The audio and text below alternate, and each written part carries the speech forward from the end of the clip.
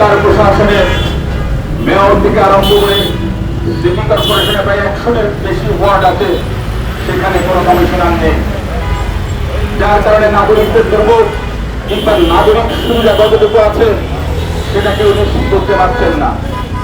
অন্যদিকে বিআরটিও রয়ে গেছে, কিন্তু তারপরেও ঢাকা শহরে দেখবেন অনুমোদিত যানবাহন 3-হুইলার ব্যাটারি চালিত যেগুলোর কোনো অনুমোদন নেই, সিটি কর্পোরেশনের কোনো পারমিশন ছাড়া পুলিশের সম্মুখে, আইন প্রয়োগকারী সংস্থার সম্মুখে দিয়ে এ সমস্ত যানবাহন চলাচল করছে।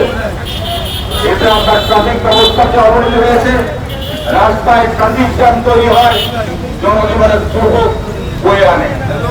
আমরা এর সমস্ত কিছু নিরসন চাই। একমাত্র স্মার্ট সিটি বসুন্ধরা, আধুনিকতায় এক ধাপ এগিয়ে। কলেজ, স্কুল, সে সমস্ত ব্যক্তিদেরকে যারা গুপ্ত সংগঠনের গুপ্ত রাজনীতির সঙ্গে জড়িত তাদেরকে প্রিজাইডিং অফিসার, পোলিং অফিসার নিয়োগের জন্য তারা ব্যতিব্যস্ত হয়ে গেছে। একদিকে ওনারা বলেন পিআরের কথা, আরেকদিকে ওনারা নির্বাচনের সমস্ত সমতলা পূর্ণ করার জন্য। বাংলাদেশে যদি কোনো ষড়যন্ত্র করে নির্বাচনের ফলাফলকে প্রভাবিত করার চেষ্টা করা হয়, এদেশের জনগণ হাসিনার বিরুদ্ধে লড়াই করেছে, সংগ্রাম করেছে।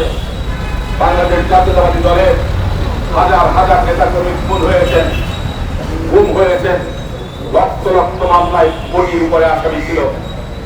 বাংলাদেশ জাতীয়তাবাদী দল কখনো পিছপা হয়নি।